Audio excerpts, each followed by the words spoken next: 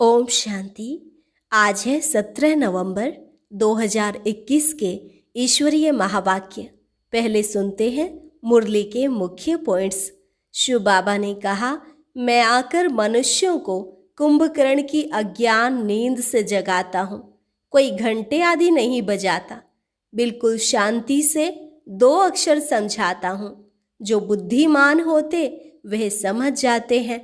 शिव बाबा है पतियों का पति और तुम आत्माएं हो सजनियां। तुम्हें उनको याद करना है, कोई जाप नहीं करना। यह तो अजपा जाप है। फिर कहा, तुम्हें मन मना भव अर्थात साइलेंस में रहना है। अपने को आत्मा निश्चय कर बाप को याद करते रहो। इसमें घंटा घड़ियाल आदि बजाने की दरकार नहीं। अभी बगैर कौड़ी खर्चा तुम विश्व के मालिक बनते हो। अगर कोई थोड़ा बहुत खर्च करते हैं तो भी अपने लिए। 21 जन्मों के लिए तुम्हारी कितनी आमदनी हो जाती है। मम्मा के समान तुम्हें भी औरों को समझाना है, खूब सर्विस करनी है। आगे कहा, मुरली रोज सुननी है। अगर किसी कारण से मुरली में बैठ नहीं सकते तो लेट करके सुनो, सो करके सुनो। अंदर में बाबा और चक्र को याद करते रहो। याद करते करते ही शरीर छोड़ना है। और लास्ट में बाबा ने कहा, जैसे मैं प्यार का सागर हूँ ऐसे तुम भी बनो। क्रोध आदि सब दान में देना है। बहुत मीठा बनो। आंख दिखाना, जोर से बोलना, गर्म होना, इसकी दरकार नहीं है। इससे तो काम बिगड़ता है। शांत रहना बहुत बहुत अच्छा है। और अब सुनते हैं महावाक्यों को विस्तार से। मुरली का सार। मीठे बच्चे, तुम्हें साइलेंस में रहकर एक बाप को याद करना है। इसमें घंटे आदि बजाने की दरकार नहीं है। प्रश्न, किस बात में बाप समान बनो तो सब काम सिद्ध हो जाएंगे? उत्तर, जैसे बाप प्यार का सागर है वैसे बहुत बहुत प्यारे बनो। क्रोध से काम बिगड़ता है, बनता नहीं। इसलिए आंख दिखाना, जोर से बोलना, गर्म होना, इसकी दरकार नहीं है। शांत रहना बहुत बहुत अच्छा है। प्यार से बहुत काम सिद्ध हो सकते हैं। गीत, तुम ही हो माता पिता, तुम ही हो बंधु सखा, तुम ही हो। ओम शांति। यह महिमा है एक की, परंतु भक्ति मार्ग में सिर्फ एक की महिमा गाने से भक्ति का शो नहीं होता। इसलिए भक्ति में बहुतों की महिमा गाते हैं। वहाँ आवाज भी बहुत होता है। घंटा घड़ियाल, गीत भजन, रोना पीटना कितना भक्ति मार्ग में चलता है। किस्म किस्म के आवाज, मंत्र जंत्र, स्तुति आदि होती है। और ज्ञान मार्ग में है साइलेंस। सिर्फ इशारा दिया जाता है, आवाज कुछ नहीं। भक्ति में कितनी धूमधाम है। सबसे जास्ती घंटे बजते हैं शिव के मंदिर में। जहां तहां देखो घंटे ही घंटे हैं। किसको नींद से जगाने के लिए कोई घंटे नहीं बजाए जाते हैं। शिव बाबा ने आकर मनुष्यों को कुंभकर्ण की अज्ञान नींद से जगाया है, परंतु घंटे नहीं बजाते।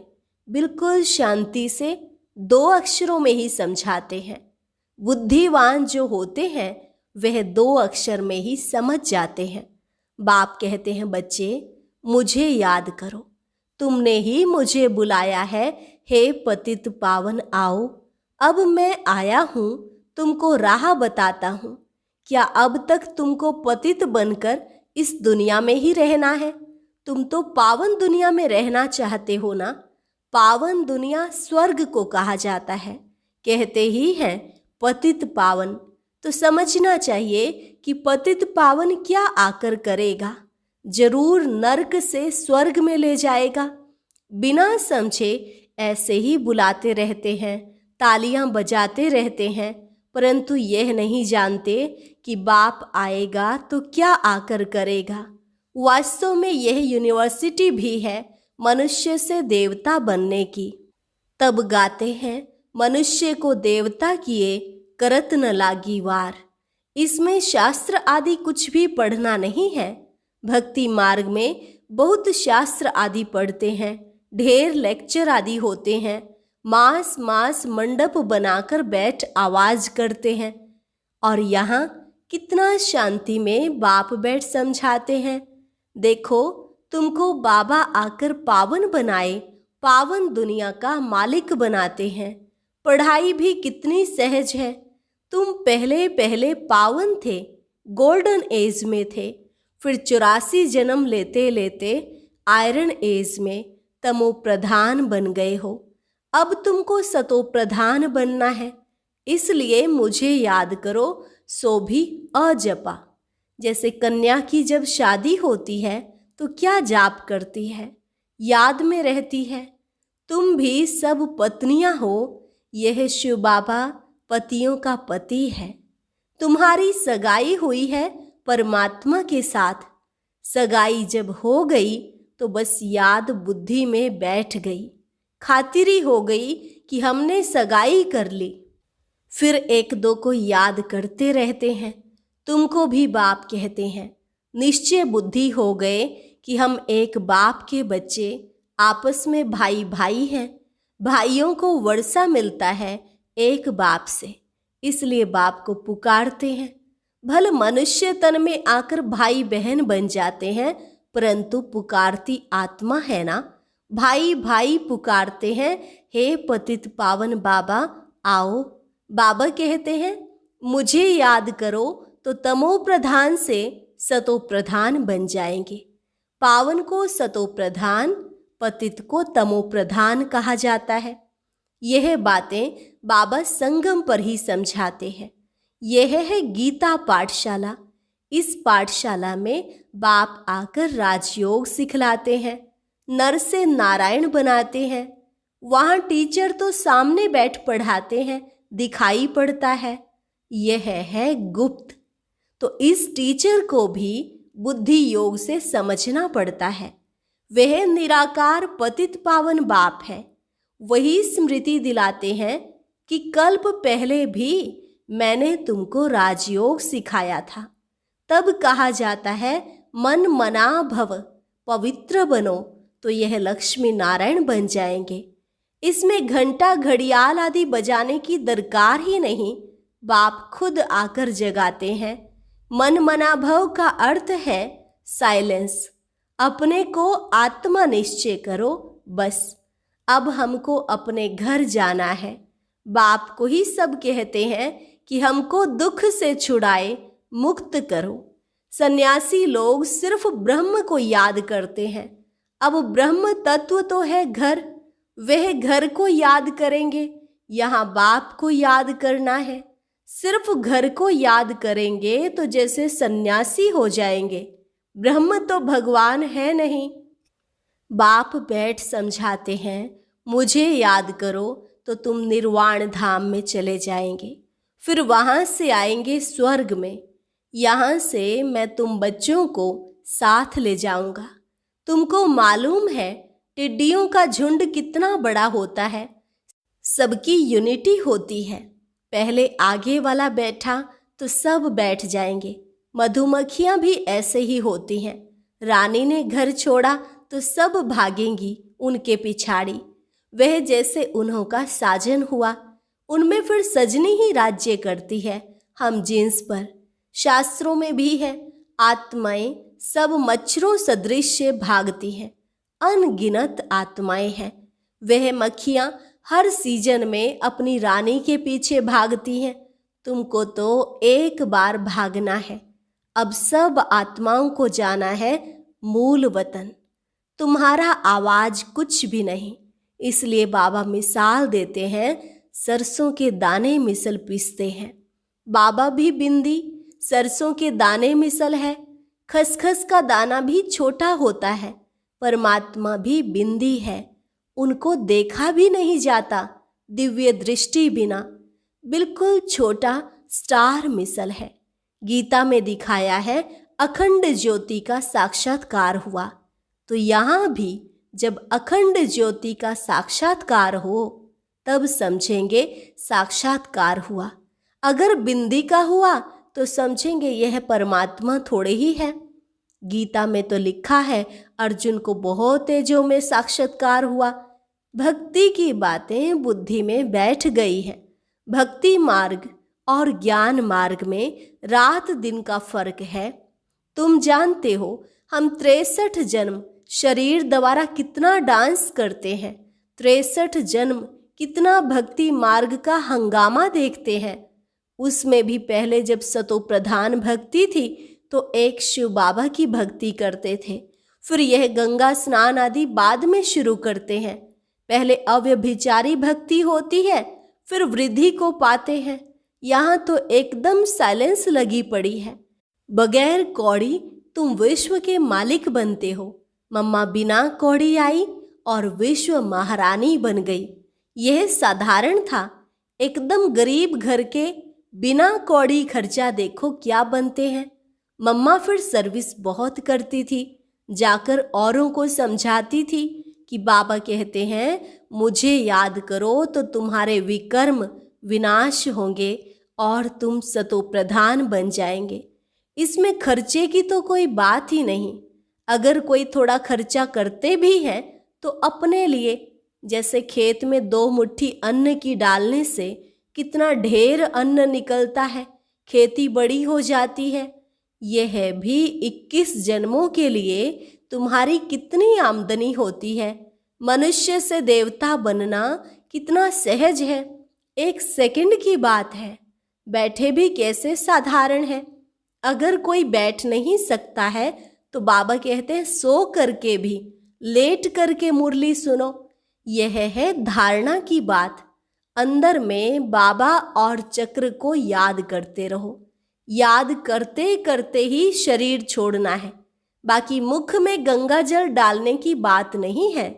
गुरु गोसाई तो बहुत डर देते हैं कि तुम यह नियम तोड़ेंगे, भक्ति नहीं करेंगे तो यह होगा। समझो कोई की टांग टूट पड़ती है, वह नुकसान हुआ तो कहेंगे तुमने भक्ति छोड़ी है, तब यह नतीजा निकला, तो डर जाते हैं।